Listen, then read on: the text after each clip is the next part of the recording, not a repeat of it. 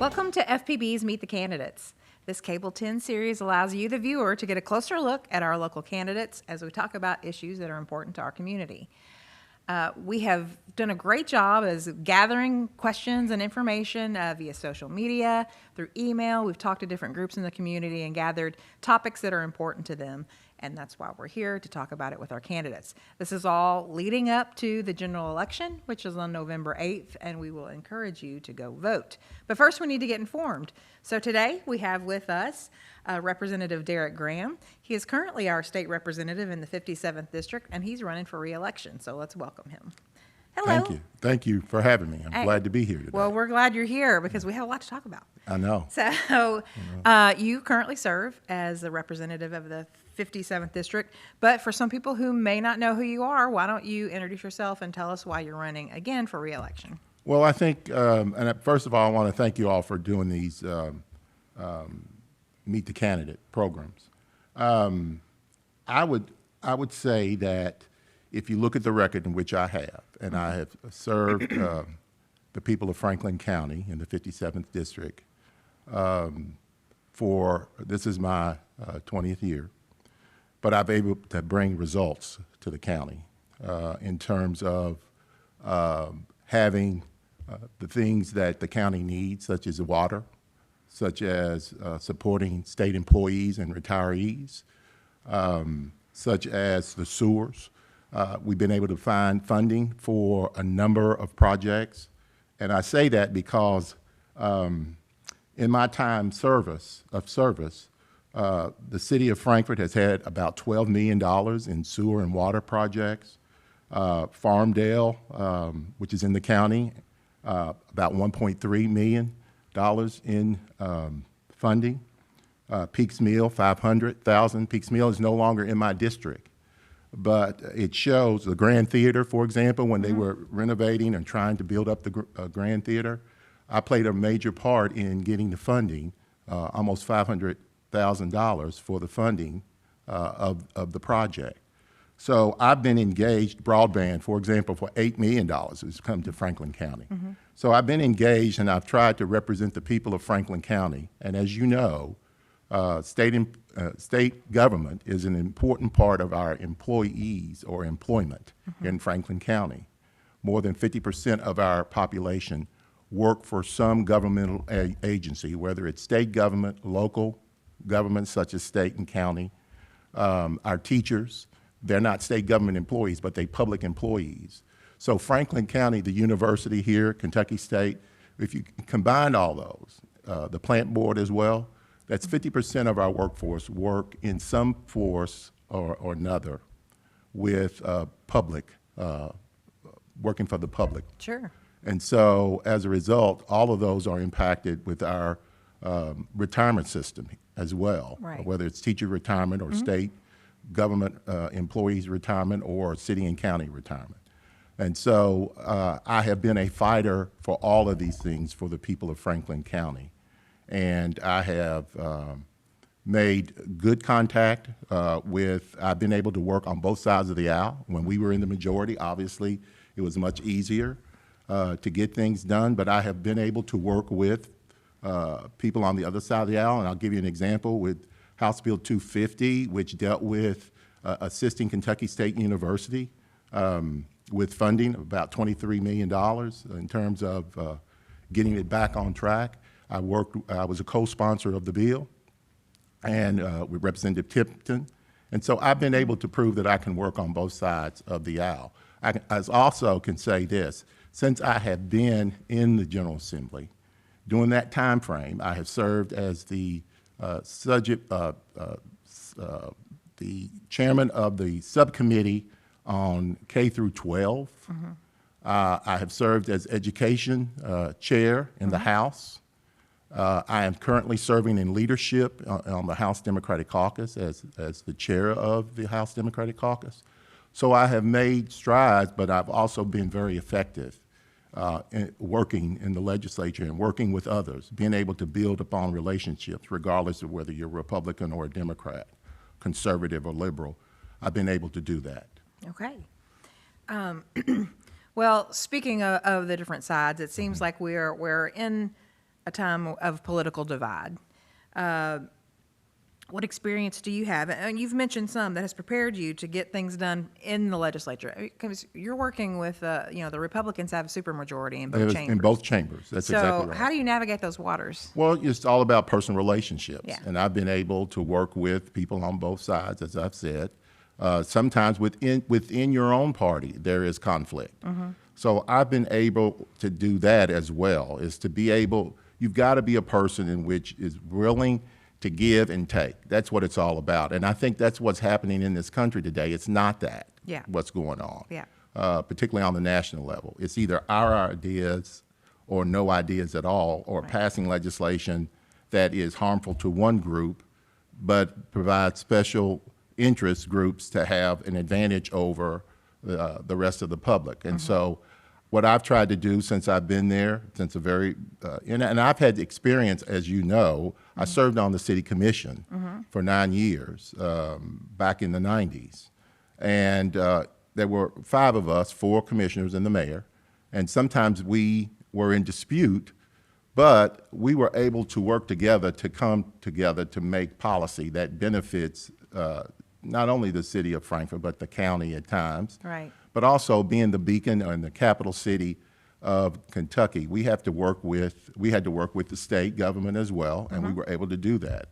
And so all of those things have helped me. And as you know, I taught school for 27 years. I was do your know that, teacher. yes. And so being an educator, and today it's even harder than what it was when you were in school Yeah. and I was teaching.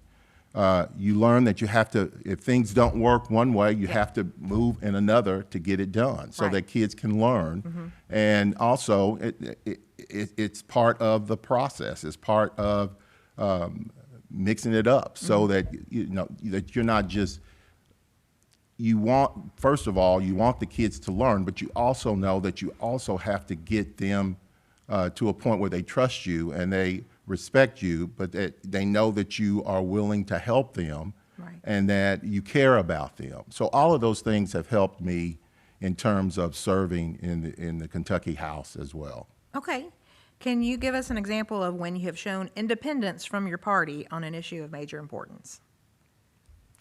There's a lot in budget. When I was working in the as the chairman of the House K through 12 budget, what we had to do, we would bring people in. They would explain what we needed, what the budget was, and then I had to present it to the leadership. The leadership that at that time was the Democratic leadership. And so sometimes there were discussions about we don't need to put all that money into it. But my experience as a teacher, I was able to persuade them that those things that we were asking for, particularly that was dealing with early education, or early childhood education, that they were needed. And so I've been able to work with, I just did that with House Bill 250 that dealt with Kentucky State University. Okay, Tipton, Representative Tipton, who's from Spencer County, I helped co-sponsor that bill with him. And so we were able to get it through the House. And I worked with not only our leadership in the House, the Republican leadership, I worked with them, but I also worked with the leadership on the Senate as well in trying to get that bill through. And that's an important bill because what most people here in Franklin County don't understand, Kentucky State University is an important part of this community. And it's over $100 million is spent here each year in our economy from the university. Yeah. So it's an important part of our economic development, but also our educational development and social development as well. Right. So I've given examples as to how to work across the aisle to get things done. Okay. What would you consider to be, what's the biggest issue facing your district? I think 2 things. Okay. I think for my district and across the Commonwealth, number 1 is public education. There's assault on public education. And I'm not against private schools or schools that are religious schools. But what I do have a problem with, parents have the right to decide where their children want to go to school. And if you don't want your child in public education, you have the right to take it to a parochial school or a church school or, you know, teach them from home. Right. But this nation and our Constitution here in Kentucky, in the Commonwealth, says that we are responsible for public education, to fund public education. It is not right, of which what we're doing now is to take money out of the public coffers and allow those who want to send their kids to a private or parochial school or religious school to use those dollars to help fund their kids to go to those schools. Yeah, and was that a measure that was just passed this Yes, year? Yeah. yeah. Okay. And so it's been trending, and so I think that's wrong, and I think it goes against what the Constitution says. And in order for a democracy to thrive, you have to have an educated system in place. And you know, and I'm getting into a history. Okay. Being a history teacher now, when people were beginning to move westward, you know, we started with the 13 colonies, which was on the East Coast, and we moved 1787, 1785 land ordinances, Northwest Land Ordinance. The one thing they did when they wrote that law was to make sure that when people developed the areas, basically in the northern part of the country around Ohio and Michigan and Minnesota, in that area of the country, that a school had to be established within the square mileage of the development of the community. And so they wanted a public education because if you educate people, they can make decisions for themselves. And once you have an educated community and an educated commonwealth and an educated country, people can have, you know, it's critical thinking skills. You Right. develop those critical thinking skills so that you can make up your own mind. But you also want to make sure that democracy continues, and that I think that's what's happening here today. Many people don't understand how the Constitution has been written and what it says and what it gets deep down into the discussion of the rights of individuals. And every person has the same right, the same equal right. Right. And I think that we're forgetting that a little bit in terms of what may be right for you may not be right for the rest of the 90%ers. You know what I'm saying? So we've got to do this, and we have to compromise. And that's the main thing, I feel, as we talked about earlier, is that we have been able to survive as a nation, as a commonwealth, as a community, because we have to learn, and we have learned how to compromise. And now it's very difficult to get to that. And I think most people, if you talk to most people, they will say, we want the leaders to come together and work together to resolve whatever issues that there may be that impact us as citizens and as taxpayers. Right. That's what they want from us. That's exactly what they want from Yeah. us. And that's what the founding fathers wanted, was to make sure that we have a strong democracy and that compromise is always, that's how the Declaration of Independence was eventually confirmed, was that they gave up, each person had their own ideas, but they realized that in order to get this established, everybody had to give in Yeah. and to accept some of the other differences that they did not initially want, Yeah. but they had to do that in order for us to get the Declaration of Independence and writing the Constitution of the United States. Sure. Let's get into some issues. As you know, Frankfort is the home to the more state retirees than any other community. The only authority to grant a cost of living adjustment lies with the General Assembly. The last time that was done was 2011. 11 years ago. Yeah. Some retirees believe they are paying the price for lawmakers' past fiscal mismanagement of their pensions. As the legislator who will represent these folks and does represent these folks, what kind of commitment can you make regarding protecting the state retirement fund and supporting a cost of living adjustment? I've been one of their biggest supporters. Yeah. Actually, I filed legislation this past session for them to get a cost of living increase. It was not heard. I've been told by my colleagues on the other side that it's going to be too costly, but we're sitting on more money than we've ever, 2.9 million, almost $30 billion in terms of federal dollars included. Yeah. And so I've been a big supporter of our retirees. And then, as I said, I filed legislation this year that would give them a cost of living increase because, as you said, it's been 11 years since they received a cost of living increase.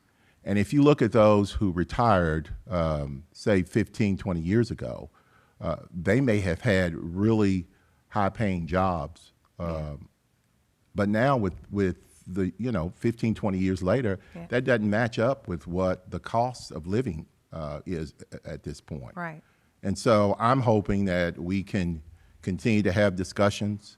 I filed a bill in the budget discussions that I was in because I'm in leadership. We have those budget discussions.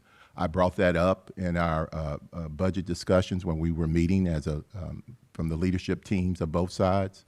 And so I'm still pushing for that. I've talked to the retirees, and I have promised them that I'm going to do everything I can to continue the fight because they deserve it. And I have said this to my colleagues. We have an excellent staff at the LRC, but we also have excellent state government employees in the judicial as well as the executive branch of government. They work hard to make us as legislators look good because we get constituent services and constituents are having a problem and they work through us and we're able to figure out the problems that our constituents are having. And I have said this over and over. What those who are retired now, what they did, they set a precedent as to how to be professional and how to work hard and how to develop ways in which to resolve problems that people are having across the Commonwealth. They set that standard, and now those state employees are doing what they were taught by those who are now retired. We owe that to those state retirees because of the standards that they provided to those who followed them. So I'm a big proponent of a cost of living increase for our retirees. Okay. The Kentucky Legislature also, they did approve an 8% across the board raises for state government workers. Right. However, educators across the state are disappointed that the General Assembly did not approve an adequate increase in state funding for across-the-board raises for teachers. Do you feel the legislature is risking worsening a teacher shortage in Kentucky? I think we've already seen that. If you look at our biggest school district in Jefferson County, they had a lot of teachers who did not come back, and they're still trying to hire those teachers. So yes, I do think that could be, it is a major problem right now for those districts, particularly larger districts like Louisville and Lexington. And I've talked with our former superintendent. They've also had some small changes, but you don't want to lose those teachers who are effective teachers and effective educators to go to something else, to get out of the profession. We need good, strong educators. So is that another option for maybe using, you talked about the state has a record amount of money in the rainy day fund surplus? I think we ought to help the local boards of education in terms of doing that. It's just a matter of basically the majority party deciding if they want to go in that direction. Right. We can argue and we can have bills that request that, but we got to work together, the minority with the majority party, to get that done. Right. But I'm all for it. Okay, good. Again, there has been a change in the tax code, moving towards a more consumption-based tax code and expanding the sales tax and reducing individual income taxes.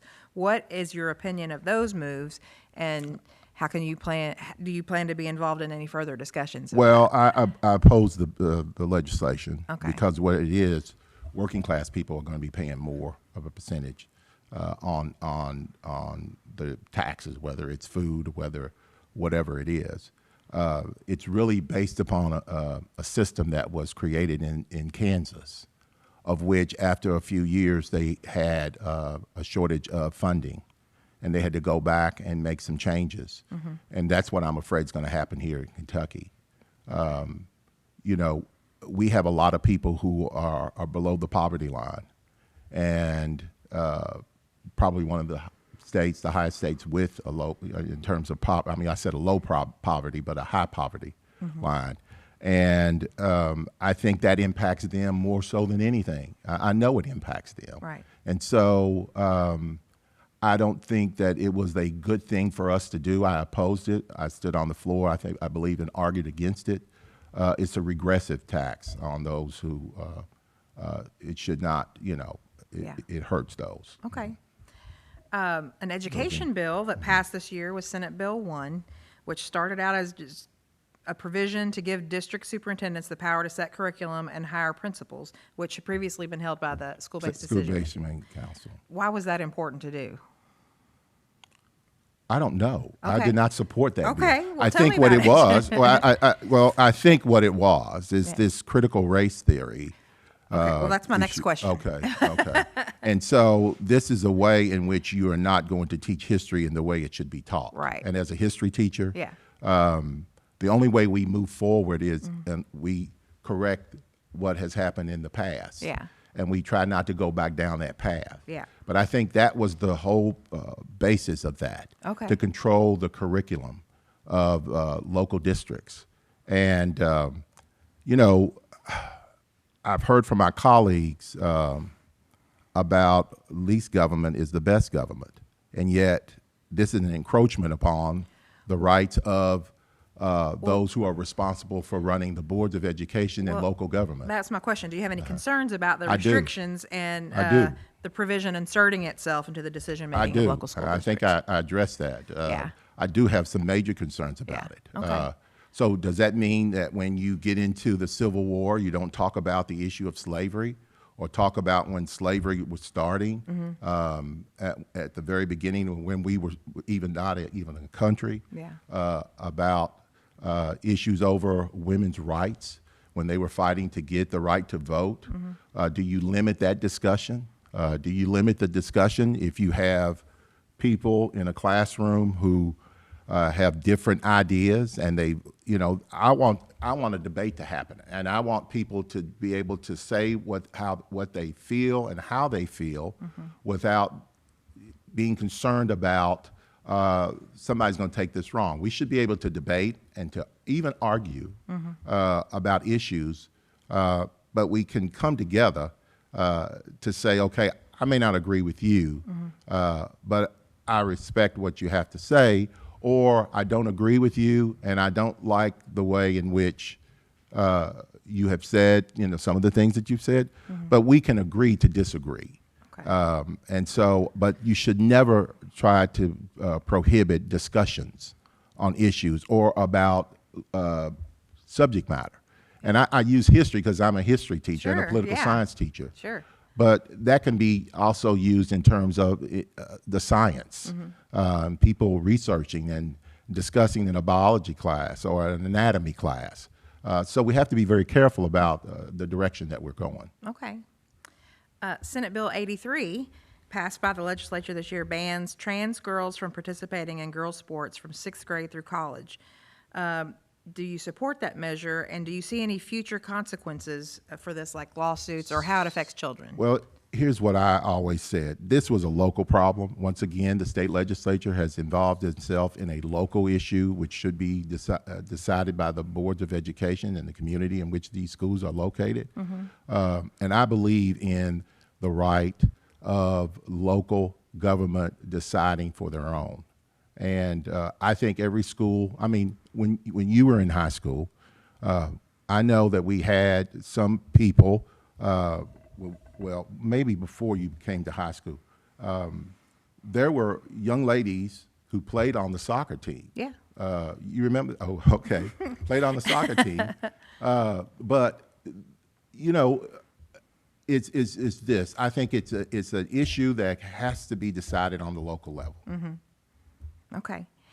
My next question is, it's been the hot topic around the United States in general when the Supreme Court overturned Roe v. Wade. So now that decision has come back to the legislature. So what is the legislature's role regarding reproductive health care, and do you think that is an appropriate role?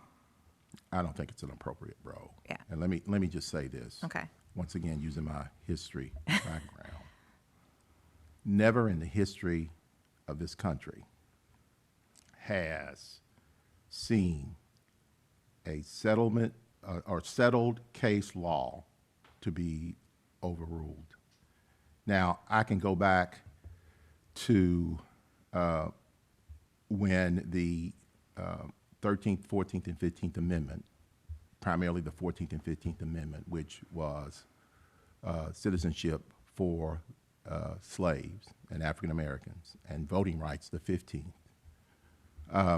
They were put into place, but some states, particularly in the South and in the Southwest, did not basically grant those two fundamental rights between citizenship and voting. So they kept them from being able to participate, but it was never taken off the books because it's a constitutional amendment. Yeah. Does that make sense? It does. And so eventually, because they were constitutional amendments, they were, by the 40s and 50s and 60s, people who were being denied the right to vote and basically taking away their citizenship, because that's the main thing that you have as a citizen. The court stepped in and said, this is wrong, and these amendments are in the Constitution. And so with the courts overturning the Roe v. Wade, it's the first time in the history that that has happened. Yeah. I'm a father of two daughters. This is about health care. It's about women protecting their own health care.